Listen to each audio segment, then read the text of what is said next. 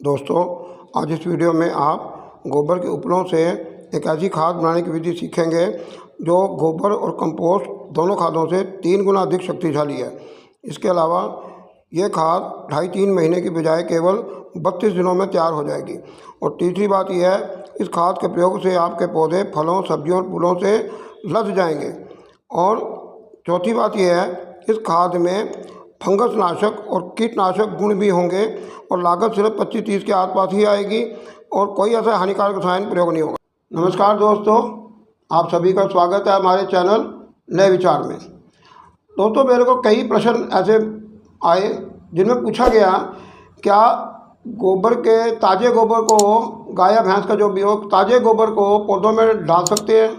और कुछ ने पूछा कि क्या उपले जो होते हैं या ये उपला है, इसे कहते हैं उपले, गोहे, गोसे, जो भी है कह के कंडे भी कहते हैं कई जगह। तो इन सब को क्या ताज़ा चूरा करके इनको डाल सकते हैं, ये कितने पुराने होने चाहिए, इन सभी प्रश्नों का जवाब आपको आज इस वीडियो में मिल जाएगा। और कईयों का ये पूछना है कि इन कंडों की सहायता से भी क्या खाद बन सकती है। तो इस सभी का जवाब मैं आज इस वीडियो में आपको समझाऊंगा, पूरे तरीके से दिखाऊंगा और कैसे प्रयोग करना है ये भी बताऊँगा। सबसे पहली बात तो इस प्रश्न का जवाब ये है कि आपको ताज़ा गोबर बिल्कुल नहीं डालना पौधों में, बिल्कुल भी नहीं। गोबर कम से कम 6 महीने से पुराना होना चाहिए और 1 साल हो जाए तो और भी अच्छी बात है, क्योंकि अगर ताज़े गोबर को पौधों में डालेंगे तो उससे निकलेगी मीथेन गैस। और दूसरी बात है, यही सी मीथेन गैस से बायोगैस बनती है। दूसरी बात है, जब तक ये खाद सड़ के खाद नहीं बन जाती है गोबर, तब तक ये गर्मी पैदा करता है और ऑक्सीजन चाहिए होती है इसे खाद बनने के लिए। तो जो बैक्टीरिया डिकम्पोज करते हैं वो ऑक्सीजन मिट्टी से लेते हैं और जड़ों को ऑक्सीजन की कमी हो जाती है और फिर इसे क्या होगा, पौधे की ग्रोथ रुक जाती है और पौधा मुरझा भी सकता है। इसलिए भूलकर भी आपने ताज़ा गोबर नहीं डालना पौधों में। और ये जो कंडे हैं या गोहे हैं, कोशिश करिए कि ये अगर आपको मिल जाएँ, ये ज़्यादा महंगे नहीं, सिर्फ 2 रुपये का एक मिल सकता है या 3 रुपये का या 1 रुपये का हो सकता है, कई जगह 1 रुपये का। ये जो भी है ये बहुत सस्ता पड़ता है, लेकिन ये 6 महीने से अधिक पुराना होना चाहिए। दूसरी बात। तीसरी बात ये कि इस कंडे के चूरे को या उपले के चूरे को गमलों में, पौधों में सीधे नहीं डालना, ये भी आपका नुकसान करेगा, चाहे पुराना है तब भी। इसको पहले सड़ा के खाद बनानी है। और कैसे बनानी है, तो ये 1 महीने के अंदर अंदर खाद आपकी बन जाएगी। ये तरीके हम आपको अभी बताएंगे कि कैसे पूरी खाद बनेगी। पूरा प्रोसीजर स्टेप बाय स्टेप आप देखते रहिए। तो सबसे पहला स्टेप हमारा क्या है, देखिए, ये मैंने 5 उपले लिए हैं, आप चाहें तो ज़्यादा भी ले सकते हैं। और ये 5 उपलों के लिए इस बाल्टी में मैंने 10 लीटर पानी लिया है। अब सबसे पहले आप क्या करें, इस उपलों को बाल्टी के अंदर डुबोते जाएं, ठीक है। इनको तोड़ने में, चूरा करने में अपना समय व्यस्त ना करें। देखिए, आप इनको डुबोते जाएंगे, ऐसे जैसे मैं डुबो रहा हूँ, ये डूबते जाएंगे। और अभी ये हल्के हैं ना, तो ऊपर आ रहे हैं, ऊपर तैर रहे हैं, कोई बात नहीं। इनको मैं पानी में डालता जा रहा हूँ और पानी कम पड़े तो मैं और डालूँगा।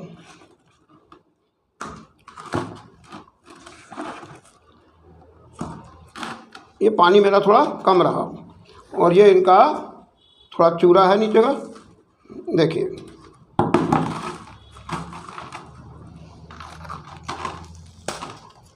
थोड़े बहुत तोड़े भी जा सकते हैं और ज़्यादा मेहनत आपने तोड़ने पर नहीं करनी है, क्योंकि हमारा ये काम बिना तोड़े हो जाएगा।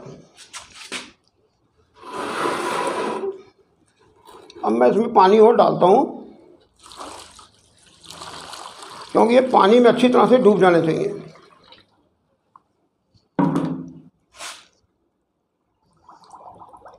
तो ये पानी में डूब गए और इनके ऊपर मैं एक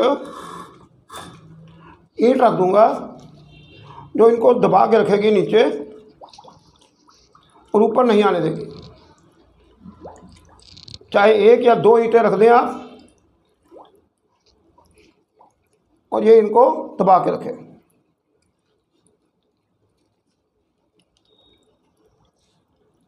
इस तरह से आपने 1 या 2 ईंटें इनके ऊपर रख देनी है। अब ये पानी में पूरी तरह से डूब चुके हैं और ईंट इनके ऊपर रख दी है और अब इसको हम 24 घंटे के लिए रखा रहने देंगे। और दूसरी बात, अब इस खाद से आपकी दो प्रकार की दो खादें एक साथ तैयार हो रही हैं। इस पानी को कल 24 घंटे जब बीत जाएंगे तो हम इस पानी को निकाल के लिक्विड फर्टिलाइज़र के रूप में इस्तेमाल करेंगे। और क्या करेंगे, कितना डिल्यूट करेंगे, वो मैं कल बताऊंगा आपको। और ये उपले जो निकलेंगे ये इतने सॉफ्ट हो जाएंगे कि इनको बड़े आराम से आप हाथों से चूरा कर लोगे इनको, और फिर आगे की प्रक्रिया इनकी चलेगी। और क्या क्या इनमें डालेंगे ताकि 1 महीने के अंदर ही ये खाद तैयार हो जाए, नहीं तो इसको बनने में 3-4 महीने लगते हैं। आपका जो काम 3-4 महीनों में होना है उसको हम सिर्फ 1 महीने में करेंगे। इसमें कई प्रकार के कैटालिस्ट मिलाएंगे जो कि जैविक ही होंगे और बड़े आसान से आपकी किचन से ही आएंगे वो, तो कोई बात नहीं। 48 घंटे पहले मैंने आपको बताया था कि इस प्रकार से गोबर के उपलों को हमने पानी में भिगोना है। और मैंने यह भी कहा था कि ये गोबर के उपले या कंडे जो भी इनको कहते हैं या गोहे, ये पानी में अच्छी तरह से डूब जाने चाहिए। अगर ये नहीं डूब रहे तो और पानी डाल सकते हैं आप। बस आप ये समझ लीजिए कि जितने आपने उपले या कंडे लिए हैं बस वो उतने के उतने ही आपके पूरे के पूरे पानी में डूबे होने चाहिए। बस पानी की कोई मात्रा की आप चिंता ना करें, बस ये उपले पूरी तरह से पानी में डूब जाने चाहिए। और दूसरी बात ये, शुरू में ये हल्के होते हैं और तैरते हैं, क्योंकि जब पानी चूस लेंगे तो भारी हो जाएंगे, नीचे बैठ जाएंगे। लेकिन शुरू में ये ऊपर तैरते हैं। तो क्या करना है, आपने 1 या 2 ईंटें रख देनी है इनके ऊपर ताकि ये पूरी तरह से डूब जाएं। और आमतौर पर हम लोग 24 घंटे के लिए रखते हैं तो ये उपले बड़े सॉफ्ट और नरम हो जाते हैं, जिसे हाथ से आसानी से तोड़ा जा सकता है, चूरा भी किया जा सकता है। परंतु 24 घंटे में जो लिक्विड फर्टिलाइज़र है जो तैयार हो रहा है, मैं आपको पहले बता दूं, इसमें इस तरीके में हमें 2 प्रकार की खादें मिलती हैं। एक मिलती है लिक्विड फर्टिलाइज़र अर्थात द्रव खाद, द्रव रूप में खाद, और दूसरी मिलती है सॉलिड फर्टिलाइज़र अर्थात ठोस रूप में खाद। तो हमें 2 प्रकार की खादें मिलेंगी, दोनों हमारे लिए काम करेंगी। लेकिन जो लिक्विड फर्टिलाइज़र है अर्थात ये जो पानी निकल हो गया है इसका, अभी मैं आपको दिखाता हूँ ये पानी कितना ब्राउन रंग का हो चुका है। ये पूरी तरह से तैयार होता है अगर 48 घंटे तक इसको भिगो के रखें तो। और अगर गोबर को कंडों को या उपलों को नरम करना है, सॉफ्ट करना है, वो तो 24 घंटे में ही तैयार हो जाते हैं। तो मैंने इसको 48 घंटे तक भिगो के रखा है। अब मेरी लिक्विड फर्टिलाइज़र भी पूरी तरह से तैयार है और गोबर के जो उपले हैं वो भी नरम हो चुके हैं। अब मैं क्या करूँगा, आपके सामने देखिए, एक छलनी ले लूँगा, चाहे प्लास्टिक की चाहे स्टील की जो भी हो। अब जितनी बड़ी हो उतनी के लिए अच्छी रहेगी। तो अब मैं इसमें से पानी लेता जाऊँगा और इसमें इसको छानता जाऊँगा। मैं भी आपको दिखाता हूँ ये कितना गहरे रंग का तैयार हुआ है।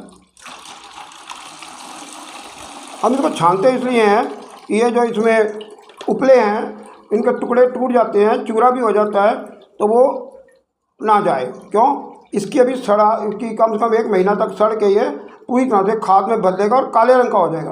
अभी ये सिर्फ ब्राउन रंग का है, इसलिए इसको हम छान रहे हैं। परंतु ये जो आपका लिक्विड फर्टिलाइज़र है, ये देखिए ये पूरी तरह से ब्राउन कलर का है। इसका आप रंग देख सकते हैं, ये ब्राउन कलर का तैयार हो गया है। इसका कलर पूरा डार्क ब्राउन हो चुका है। ये पूरी तरह से तैयार है। इसको हमने कैसे डालना है पौधों में, तो सुनिए। एक हिस्सा इसका यानी 1 मग इसका ले लूँगा तो 2 मग पानी पाऊँगा। अगर 1 मग इसका लेना है तो 2 मग पानी इसमें डालना है और 2 और 1 की रेशो में, 2 और 1 के अनुपात में इसको हम पौधों को देंगे। और ये हम चाहे अभी दे दें चाहे बाद में ठहर के दे दें, इसे जब चाहें दे सकते हैं। और अगर सारा पानी आपका नहीं इस्तेमाल होता, थोड़ा सा बच जाता है, तो अगले दिन भी काम आ सकता है, 1-2 दिन बाद। और गमलों को पानी आप जब भी दें सिर्फ यही देखें कि उनके ऊपर की मिट्टी सूख गई है नहीं। अगर मिट्टी सूखी लगे तो पानी दे दीजिए उसी टाइम। और अगर आपको लगता है कि मिट्टी अभी गीली है तो पानी मत दें, क्योंकि अगर ज़रूरत से ज़्यादा पानी आप देंगे तो इसका जड़ों को नुकसान होगा। इसलिए पानी तभी दें जब गमले की मिट्टी आपको सूखी नज़र आनी शुरू हो जाए तो इसको इसमें छान लेंगे। छानने के बाद इसमें से पानी निकल जाएगा और ठोस उपले बचेंगे, उनको हाथ से तोड़ के हम नरम कर लेंगे। और फिर उसके बीच में भी क्या क्या मिलाना है वो मैं आपको बताऊंगा। पहले मैं इसे छान लेता हूँ।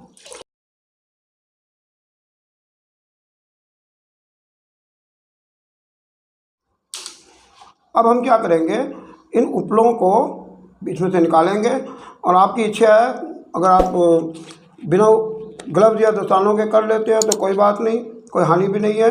लेकिन अगर आप फिर भी आपको एलर्जी वगैरह है और आप होती है और आप ये पहनना चाहते हैं तो ग्लव्स पहन सकते हैं। तो ग्लव्स या दस्ताने पहन के अब हम क्या करेंगे, इन टुकड़ों को एक टब में इकट्ठा करेंगे।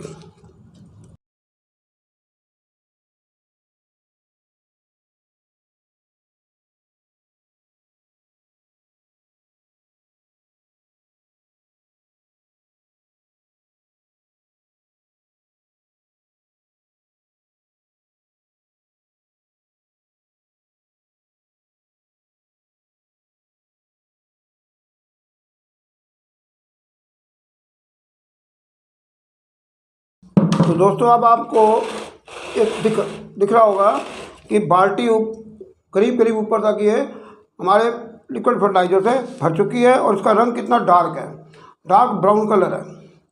और ये पूरी तरह से लिक्विड फर्टिलाइज़र हमारा इस समय तैयार हो चुका है, जो डार्क ब्राउन कलर का है। इसको हम गमलों में डालेंगे 2 और 1 के अनुपात में, 2:1 की रेशो में। समझ गए आप कि एक हिस्सा इसका होगा लिक्विड फर्टिलाइज़र का, एक हिस्सा 1 मग और 2 मग पानी के। जितना भी आप ये लेंगे उससे दुगनी मात्रा में पानी लेके इसमें मिला लेंगे और इसे डिल्यूट करके पतला करके गमलों को दे देंगे। गमलों में, पौधों में, जहाँ भी आपने देना है तो उनको दे दीजिए। और अगर आपको लगे कि ये थोड़ा बच गया है, गमलों में पूरा हो चुका है और वो नहीं चल रहा, तो रख दीजिए, अगले दिन दे दीजिए, उससे अगले दिन दे दीजिए, पर इसको ढक के रखिए। और अब मैं क्या करने जा रहा हूँ, अब आगे मैं जो मैंने सूखे गोबर को निकाला था उसके अंदर सूखी पत्तियाँ डालूँगा, क्योंकि इनमें पानी काफ़ी है, नमी तो काफ़ी ज़्यादा है, तो इस पर मुझे नमी की पानी छिड़कने की ज़रूरत नहीं पड़ेगी। अब इसी को मैं बाल्टी वापस डाल रहा हूँ, आप जैसे मर्जी करें, किसी और टब में डाल लें।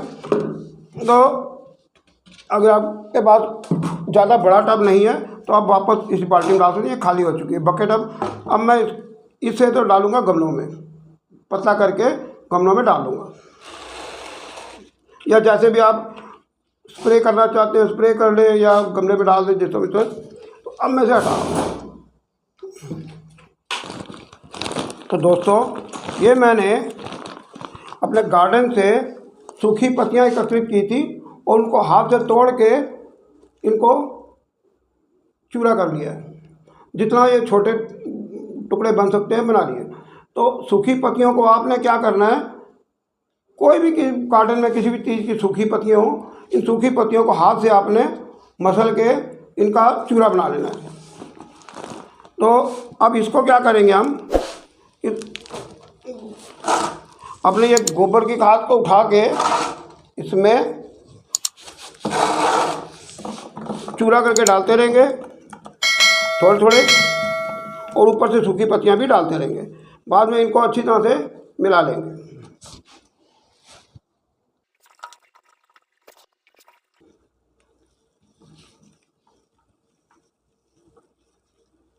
इस तरह से मिलाते रहेंगे और सूखी पत्तियां भी इसमें डालते रहेंगे साथ साथ ऐसे,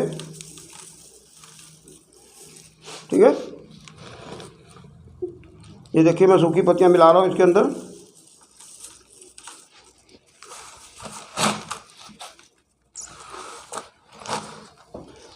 साथ साथ इसे मिलाता जाऊंगा। अगर सारा गोबर मैं डाल दूंगा इसके अंदर और तो सूखी पत्तियां ऊपर ही रह जाएंगी, तो मैं साथ साथ सूखी पत्तियां भी डालता जा रहा हूँ, साथ साथ इसको भी डालता जा रहा हूँ और इसे मिलाता भी जा रहा हूँ।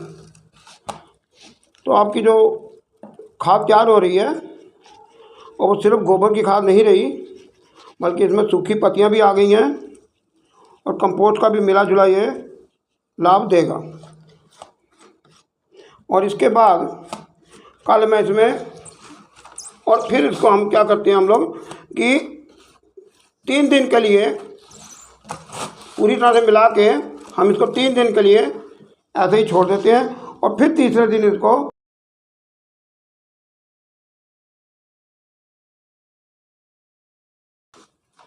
इस तरह से आप इसमें सूखी पत्तियां डालते जाइए और इसे भी डालते जाइए। बाद में इसको हम अच्छी तरह से मिक्स कर देंगे और हर तीसरे दिन हमने इसको इसी तरह से उलट पलट के मिक्स करते रहना है। और ये देखेंगे कि ऊपर की जो परत है वो सूखी तो नहीं नज़र आ रही। अगर आपको लगे अभी ऊपर की परत सूखी नज़र आ रही है तो स्प्रे से इस पर पानी छिड़क दीजिएगा। अभी तो ये गीला है काफ़ी, अभी इसको पानी की ज़रूरत नहीं है। और जब 3 दिन बाद हम इसको मिलाएंगे तो और बारीक चूरा कर लेंगे। अब अभी चूरा बनाने में ज़्यादा मेहनत मत करिए।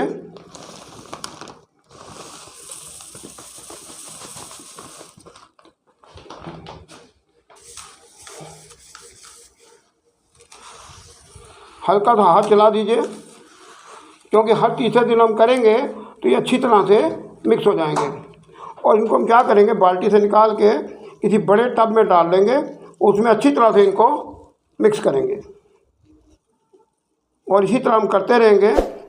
साथ साथ अगर ऊपर की मिट्टी ये गोबर सूखा लग जाए तो इसमें हम पानी छिड़क देंगे। अगली बार हम 3 दिन के बाद जब इसे करेंगे तो उसमें थोड़ी सी मिट्टी भी मिलाएंगे, पुराने गमले की या किसी पेड़ के नीचे जो मिट्टी होती है वो ज़्यादा उपजाऊ होती है, क्योंकि वहाँ पत्ते वगैरह गिरते रहते हैं। तो खाली पड़ी ज़मीन से मिट्टी लेनी है और किसी पेड़ के नीचे की मिट्टी होगी तो ज़्यादा अच्छा होगा, क्योंकि वहाँ पेड़ की पत्तियाँ गिरती रहती हैं और वो अपने आप सड़ती रहती हैं।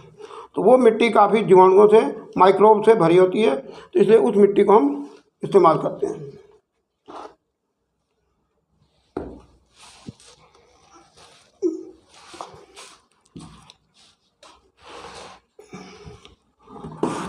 एक और बाटी में मैं इसे छान लेता हूँ।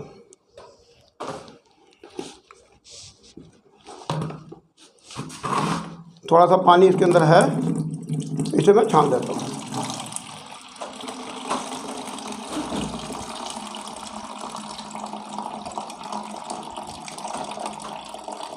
ये पानी मैंने इसके अंदर छान लिया और बाकी का मैं इसमें उलट देता हूँ।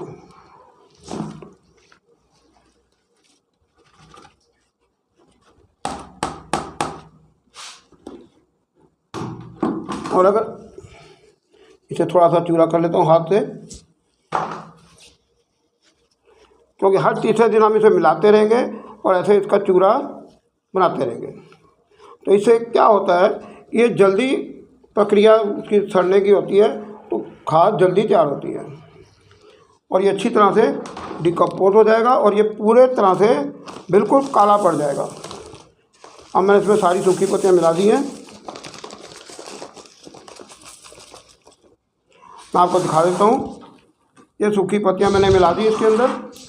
अब इनको अच्छी तरह से मिक्स करूँगा हाथ चला के।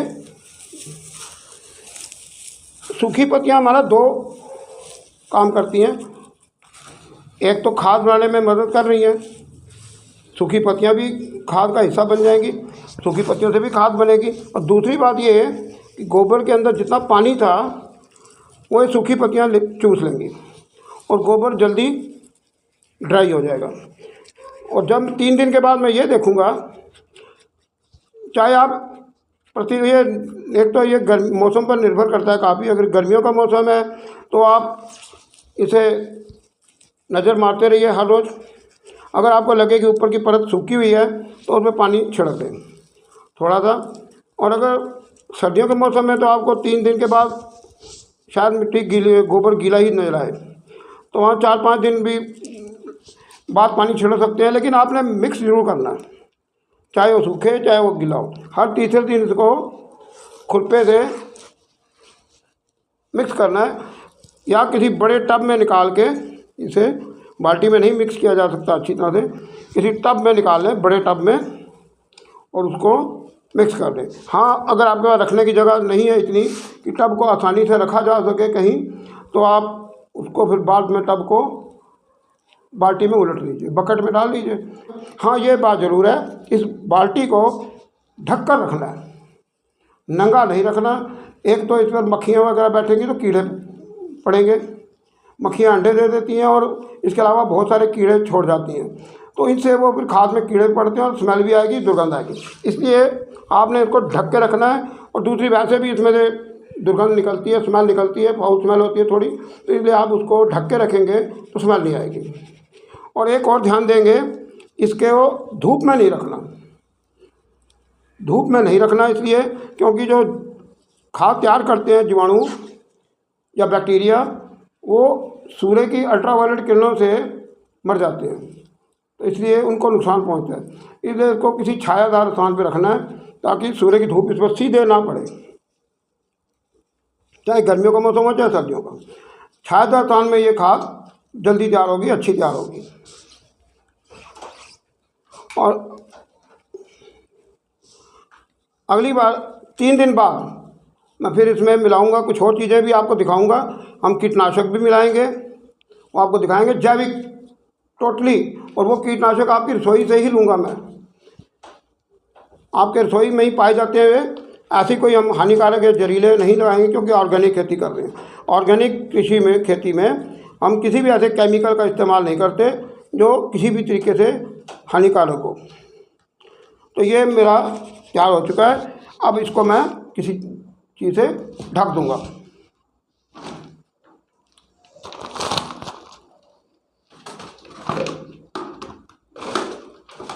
और मैं इसी से ही ढक देता हूँ, और ये मेरा ढक आ गया। दोस्तों, हमने 15 दिन पहले आपको दिखाया था कि कैसे मैंने 5 उपले लिए थे, उनको 48 घंटे तक भिगो के रखा था, और फिर मेरे को लिक्विड फर्टिलाइज़र मिला था जो मैंने गमलों में डिल्यूट करके डाल दिया था।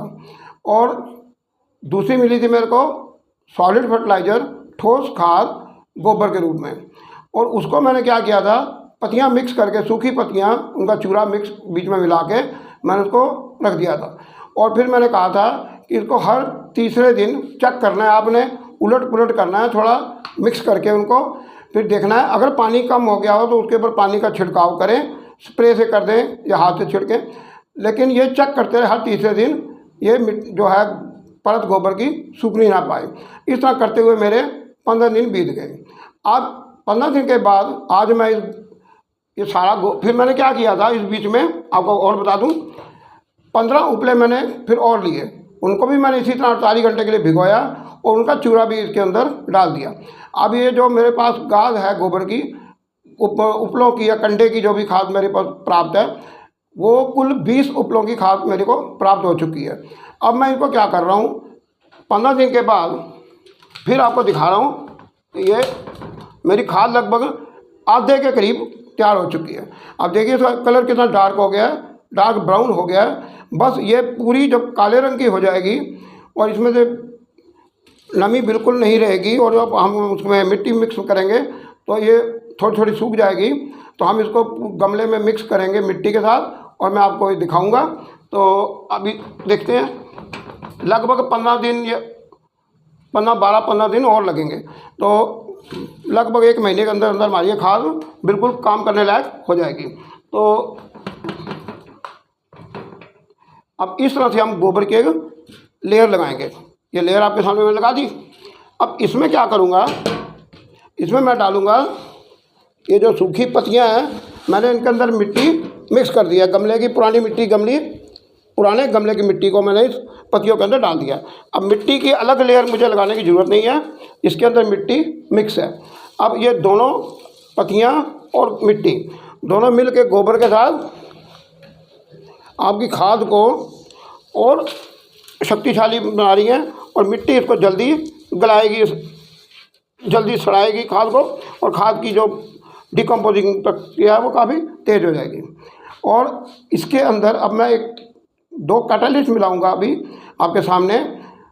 जब फाइनल फिर इसके ऊपर क्या करूँगा, दोबारा गोबर की परत एक लगाऊंगा, जैसे मैं लगा रहा हूँ, फिर गोबर की परत लगाऊंगा। इसी तरह से आपने लगातार गोबर और सूखी पत्तियों और मिट्टी की लेयर लगानी है, और ये लेयर कम से कम 2 इंच मोटी होनी चाहिए। ठीक है। और अब आप देखिए खाद का रंग कितना डार्क हो चुका है, तो समझ लीजिए अब ये खाद पूरी तैयार हो जाएगी, इसका रंग बिल्कुल काला हो जाएगा। अभी ये थोड़ा डार्क ब्राउन है और खाद में नमी भी काफ़ी है। तो यही आपने चेक करना है, नमी की कमी नहीं होनी चाहिए, क्योंकि ये बैक्टीरिया तभी काम करते हैं जब पर्याप्त नमी होती है। और दूसरी बात है, इस खाद को बनते समय किसी भी की हालत में धूप में नहीं रखना है, क्योंकि धूप में रखने से धूप की अल्ट्रावायलेट किरणों के प्रभाव में आके वो जीवाणु जो बैक्टीरिया खाद बनाते हैं वो मर जाएंगे। सूर्य में होती है धूप में पराबैंगनी किरणें या अल्ट्रावायलेट रेज, तो वो इनके जीवाणुओं को मार डालती है। इसलिए इसको छायादार स्थान में रखना है और ये चेक करते रहना है कि पानी की कमी नहीं होनी चाहिए, अर्थात ज़्यादा पानी भी नहीं डालना है, बस सिर्फ इतना कि इनमें नमी बनी रहे। और आपने क्या करना है, इनको किसी फुहारे से, स्प्रे से या हाथ से थोड़ा पानी छिड़क दें। और इसी तरह से मैं पत्तियों की और गोबर की लेयर लगाता रहूँगा। ठीक है। अब फिर मैंने लेयर लगाई है, और ध्यान रखना है इसकी लेयर भी कम से कम 2 इंच मोटी होनी चाहिए। इस तरह से आप लेयर लगाते रहें ताकि अच्छी तरह से ये फैल जाए। ठीक है। अब दोस्तों आप देख रहे हैं, इसी तरह मैं लेयर लगाता जा रहा हूँ और अपनी खाद जो है एक लेयर और लगेगी, और ये जितनी 20 उपलों की मैंने खाद तैयार की है गोबर, वो इसमें पूरी आ जाएगी।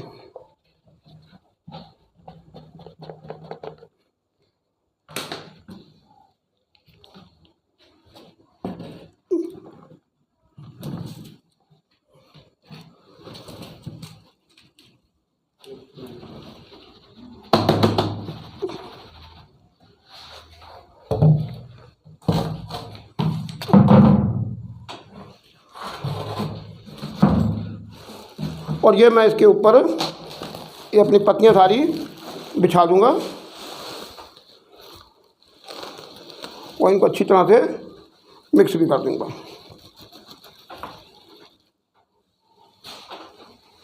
तो अब आपके सामने ये मेरी लेयर लग चुकी है। मिट्टी और पत्तों की लेयर ऊपर है और गोबर की लेयर नीचे है। तो अब इसमें मैंने क्या करना है, पानी छिड़केंगे। अभी तो ये काफ़ी नमी है इसके अंदर, गोबर के अंदर, तो फिर इसको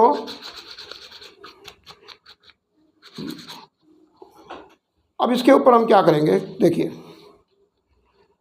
ये मैंने लिया 1 लीटर लस्सी या छाछ या बटर मिल्क। ठीक है जी, 1 लीटर है। और ये 100 ग्राम मैंने लिया गुड़। अब इस गुड़ को मैंने चाकू से कुतर लिया है। क्यों डालते हैं हम ये, सुनिए। ये है इस खाद को बनाने का टॉप सीक्रेट। क्या कि जिस खाद को 2.5 महीने 3 महीने लगते हैं, वो खाद हमारी सिर्फ 1 महीने में तैयार हो जाएगी। ये जल्दी कैसे संभव होता है, क्योंकि ये जो लस्सी दही या आप देख रहे हैं, इसमें होते हैं लैक्टोबैसिलस नाम के बैक्टीरिया या जीवाणु, जो फ्रेंडली बैक्टीरिया हैं। ये हमारे खाद बनाने की प्रक्रिया को तेज़ करेंगे, क्योंकि इन्हीं के कारण एक रात के अंदर दूध से दही बन जाता है। ठीक है जी। और ये गुड़ जो होता है, ये मीठा जीवाणुओं को उनकी संख्या में 4-5 गुना वृद्धि कर देता है। भूल कर भी लस्सी आपने जो डालनी है या दही डालना है, उसमें नमक नहीं होना चाहिए। और तीसरी बात यह है सबसे बड़ी सावधान रखने वाली, कि वो ये है कि ये जो दही है ना या लस्सी है, ये कंपनियों का नहीं होना चाहिए। ये घर का जमाया हुआ या किसी हलवाई या डेयरी का अपना दही होना चाहिए। क्यों? क्योंकि उसमें जीवाणु या बैक्टीरिया लैक्टोबैसिलस ज़्यादा होते हैं। जो घर में जमाया जाता है या दुकान से जो डेयरी वाले से लाते हो या हलवाई से लाओगे, उसमें लैक्टोबैसिलस ज़्यादा होता है, कंपनियों में कम होता है, क्योंकि उनका दही बनाने का तरीका कुछ और होता है, तो वो अलग कंडीशन में बनाते हैं, उसमें बैक्टीरिया कम होते हैं। जबकि लैक्टोबैसिलस बैक्टीरिया घर जमाने से या हलवाई की दुकान पर जो दही लाओगे या डेयरी वाला अपना जो दही जमा के देगा अपने दूध का, तो वो उसमें आपको बैक्टीरिया ज़्यादा मिलेंगे। तो मैंने क्या किया है, ये हलवाई से लस्सी ली है, लस्सी, छाछ, मट्ठा या इसको बोलते हैं बटर मिल्क। आप चाहें तो दही भी ले सकते हैं और उनको पानी में घोल सकते हैं, और उसमें ये 100 ग्राम के लगभग गुड़ है 1 लीटर के हिसाब से। तो मैंने इसके अंदर इसको डालना है, अब मैंने इसके अंदर डाल दिया है। तो ये हमारा टॉप सीक्रेट है जो कि मैं आपके सामने शेयर कर रहा हूँ। अब इससे क्या होगा कि खाद बनने की प्रक्रिया आपकी काफ़ी तेज़ हो जाएगी। जो काम 2-2.5 महीने में होता वो काम आपका सिर्फ 1 महीने में हो जाएगा। ये इसका लाभ है। अब इसको क्या करेंगे, पहले घोलेंगे अच्छी तरह से, ध्यान रखेंगे ये अच्छी तरह से घुल जाए, इसको अच्छी तरह से घोल लेंगे, ठीक है। और दूसरी बात यह है, इस खाद को ढक कर रखना है आपने, क्योंकि इसमें फिर मक्खियाँ बैठेंगी और फिर कीड़े पड़ेंगे और बहुत दुर्गंध आएगी, बहुत स्मेल हो जाएगी। इसलिए आपने इस पर मक्खी नहीं बैठने देनी, इसलिए इसको हमेशा ढक के रखना है। जब आपने कुछ करना है ध्यान रखिएगा कि मक्खी ना आए, और ये जो भी आपने करना है इसमें काम छायादार स्थान में खाद को रखना है, धूप में बिल्कुल नहीं रखना। और ये आपने चेक करते रहना है हर दूसरे तीसरे दिन कि नमी कम तो नहीं हो रही। आप इसके ऊपर हर दूसरे दिन पानी छिड़क दें, हल्का सा स्प्रे कर दें पानी को। अब हाँ, एक बात ज़रूर है कि ये जो बड़ा टब मैंने लिया है इसलिए क्योंकि खाद की मात्रा काफ़ी हो गई थी। अब इस एल्युमिनियम के टब में होल करना मेरे लिए संभव नहीं है, तो लेकिन आप अगर किसी प्लास्टिक के कंटेनर में या किसी ग्रो बैग के अंदर या जैसे भी आप खाद को तैयार कर रहे हो सकता है आप 2-3 छोटे पॉट ले लें प्लास्टिक के जो भी है, या ग्रो बैग आप 2-3 ले लें। बेशक अगर एक में आपको लगता है कि ज़्यादा है नहीं आ रहे, लेकिन उनके अंदर होल होने ज़रूरी है ताकि जो नीचे लिक्विड बनेगा वो बाहर निकल जाए। और उसको आप इकट्ठा करके गमलों में पहले की तरह थोड़ा पानी डाल के पतला करके उसको तो गमलों में डाल सकते हैं, लिक्विड फर्टिलाइज़र भी आपको मिल जाएगा। अब इसको मैंने क्या करना है, इसके ऊपर ऐसे हाथ से छिड़क दूँगा। ये इस तरह छिड़कने से ये एक ही बार में काफ़ी है, बार बार इसको डालने की ज़रूरत नहीं है। अब पूरी प्रक्रिया में ये एक ही बार डाला जाएगा, लेकिन ये मैंने क्या किया है, डाल दिया है।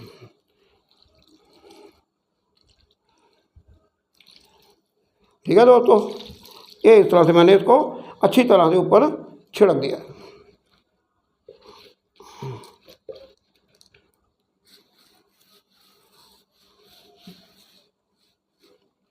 ठीक है दोस्तों, अब हम क्या करेंगे, इसको किसी कपड़े से ढक देंगे। ठीक है,